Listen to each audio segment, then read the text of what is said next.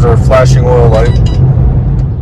All right, we are working on the 2007 white Volkswagen Touareg with the 3.6 VR6 in it. So we're getting the oil pressure light coming on when you're driving 10 or 12,000 miles on it. I'll double check it. But so what we're gonna do is run an oil pressure test to see if it's actually low pressure or maybe a faulty pressure sensor. So the pressure sensor on this one is mounted below the oil cooler, above the oil filter. Best way I could reach it was from the bottom. So this is the pressure sensor. Looks like just a single wire. Got a sealing washer. To get it out, I used a number 24 half-inch drive. That's all I had for 24. And then I used a short half-inch drive extension, and then a 3/8 to half-inch drive converter, and then my swivel half-inch or 3/8 drive ratchet. My swivel half-inch drive ratchet was too big of a head to get in there, so this worked out perfect. It goes just above the power steering hose that's in the way, or air conditioning line, one of the two. It's a rigid line, so I use that to get it out real easy. I have this oil pressure kit. Let's see, I'll close it real quick so you can see it's for transmission and engine oil. But actually haven't had to use it yet. It's got two gauges. One is a high pressure gauge, one's a low pressure. I'm gonna be using this one so I can see it exactly what we're reading. So I'm gonna go ahead and run this hose up, try to route it to where the gauge is sitting on the engine compartment. I mean, ideally I'd like to have it like by the windshield wiper blade, but I don't think it's long enough so we can monitor it. But either way, we'll get it done. Okay, so I'm underneath. Let's see if I can get it on camera. So you can see my hose right there. That's where that sensor goes. There's your oil cooler. There's your oil filter, motor mount. So that little brass looking thing with the hose is where I got my pressure gauge tied into. I'll run it up underneath the hood and we'll see where we can view the gauge. Okay, just started it up. We're gonna check for leaks, but on a cold start, you can see we're at 76 PSI. So as soon as it started cranking over, it jumped up to 10. Then if she fired off, she steadily and fairly quickly increased to 76, 78 pounds. So we are gonna check for leaks and then take it for a test drive. Try to get the engine nice and hot. We got some hill climbs. We're just gonna be monitoring it. Don't check engine light. And brake warning light. He wants me to replace the brake pads if the engine checks out. All right, she came off her high idle, and now she's slowly dropping. 65.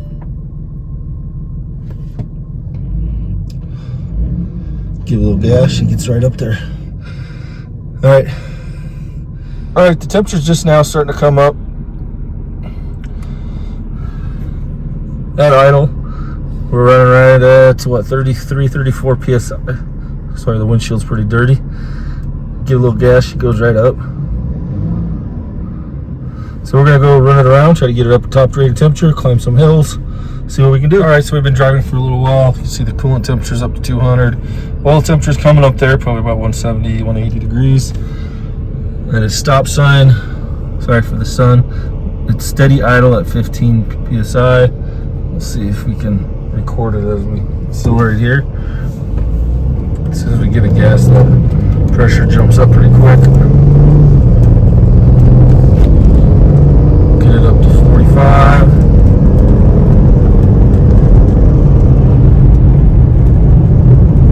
That's cruising at 45. Steady 42 PSI.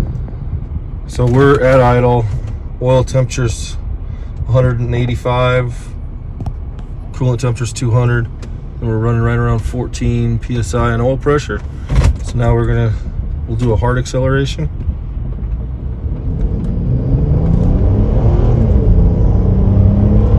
We're going about shifting about 5,000 RPMs.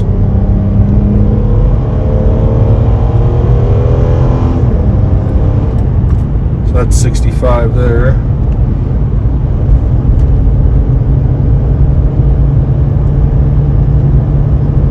So it's 65, we're running around 2,800 RPMs.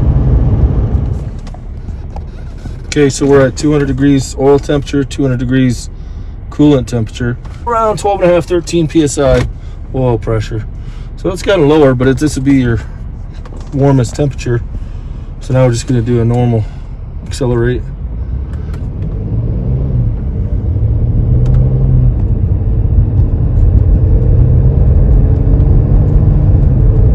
Still gets up to 70 PSI with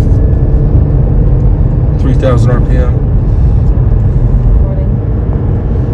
All right, so we're climbing our hill. We're pulling about 3,000 RPMs, doing 60, 62. Looks like we're right around 68, 70 PSI. My tape's starting to come off. But we're coming up on the end of the hill climb, so we'll pull off and we'll watch the oil pressure and see where she goes after a hard climb.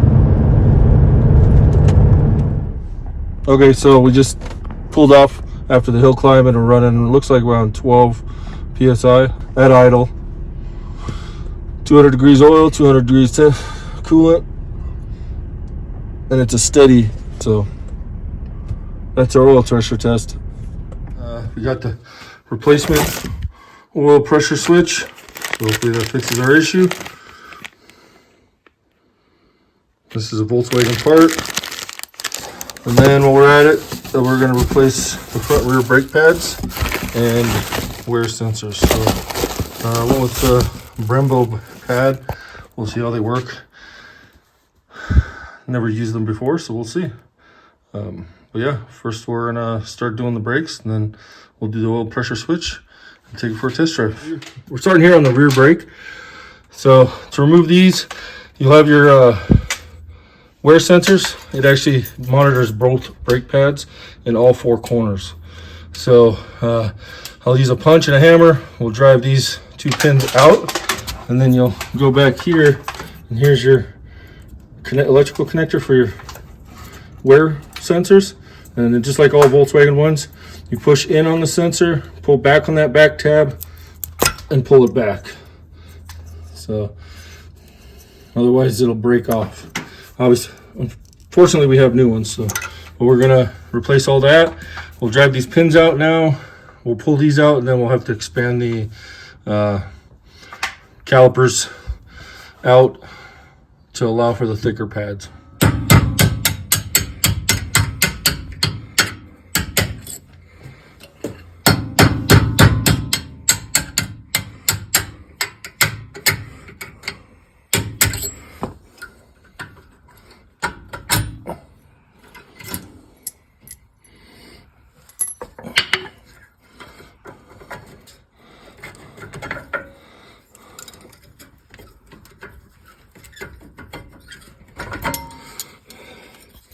You see the wear pads right there. So this still had some material left on it, but it was digging in and grinding out the wear pad or wear sensor. So here's our new ones. These are a Brembo pad brand. You see meats left on the new ones. So we'll it comes with some grease specifically for it, and then that tells you on the instructions where to put it all, but you'll want to clean up your pins and then grease your pins real good. And then any other metal contacts, I'll say to put it here on the back side too. Just keeps down noise. And then we'll clean this little metal bracket up as well. And then you'll want to put grease where the pin runs on here as well. It just reduces friction and noise and get your brakes to work smoothly. So I'll get these cleaned up and then we'll get them mounted.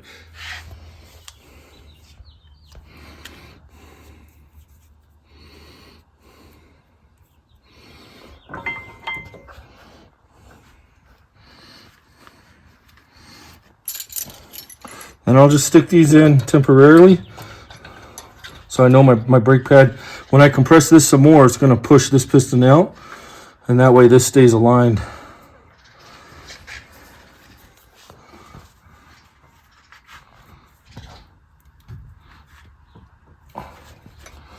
Okay, we'll take another pad.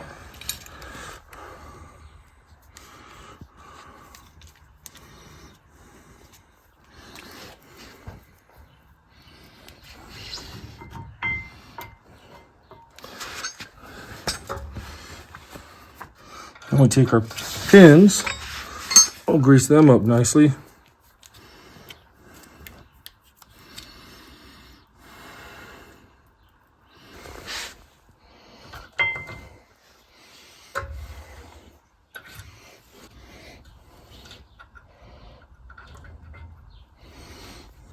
So the clip goes down.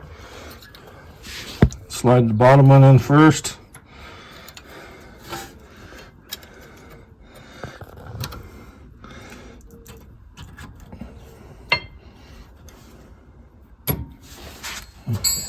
And we'll drive them back in.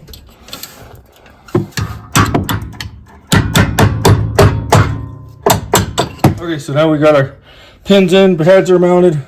We're gonna install the sensor. So there's a thicker part. Thicker part goes towards the brake pad.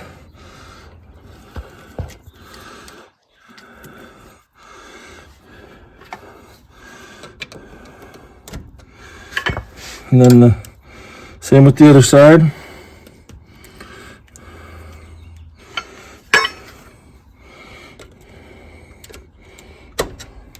Just like that. You'll clip it into that little keeper there. Little keeper there. Then we'll connect it till it locks in and we're done. Rear brake's done. We'll do the same thing to the other side and we'll do the front. Okay, so we're on the front one. It's pretty much the same style as the rear one.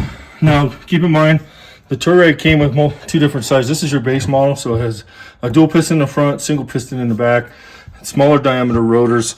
The TDIs and an upgraded brake package you can get on the other ones. You'll have, I think, 3 piston front and 2 piston rear with a larger, almost like an inch more brake rotor. So keep that in mind when you're ordering your parts. I got the part numbers for these from Brembo for the wear sensors and the brake pads. Simple. And then I ordered them online, the cheapest place I could find, and they're a reasonable price. So same thing, drive your pin out.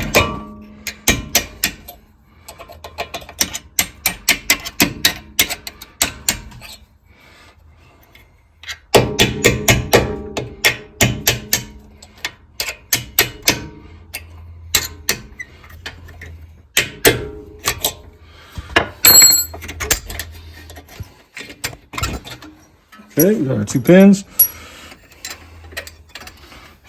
Here's your connector for the front. Again, you push in. These are always a pain.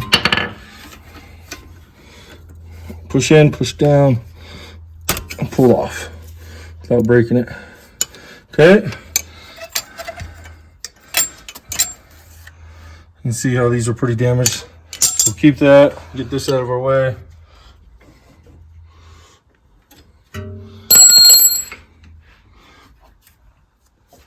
Okay, so these pads don't want to come out on their own.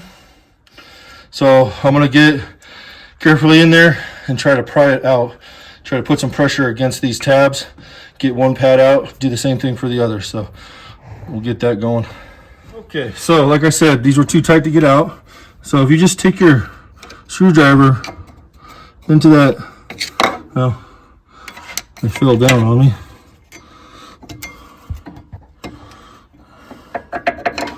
Take your screwdriver into this little eyelid on the brake pad, kind of pull up a little bit. It'll compress that enough, and then you can slide it right out. You can see it was wore down. Not much left to pad on that one. Now we'll get this one out. Being a little picky. There we go. All right. That was wore down too, so definitely needed some brake pads. So again, there's 2 pistons on here, so you're going to want to press them apart slowly and carefully. So what I'm going to do is I put the old pad back in on one side. I'm going to use that as my wedge.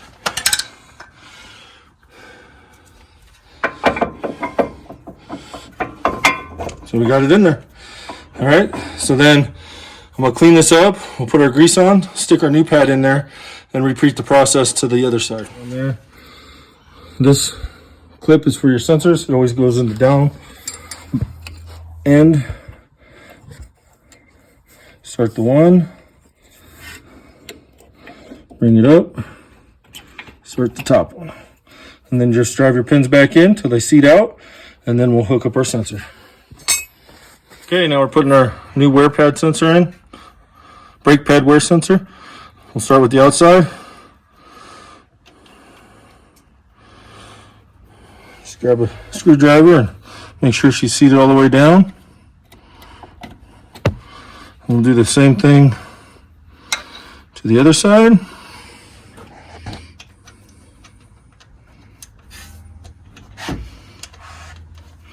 Can't see.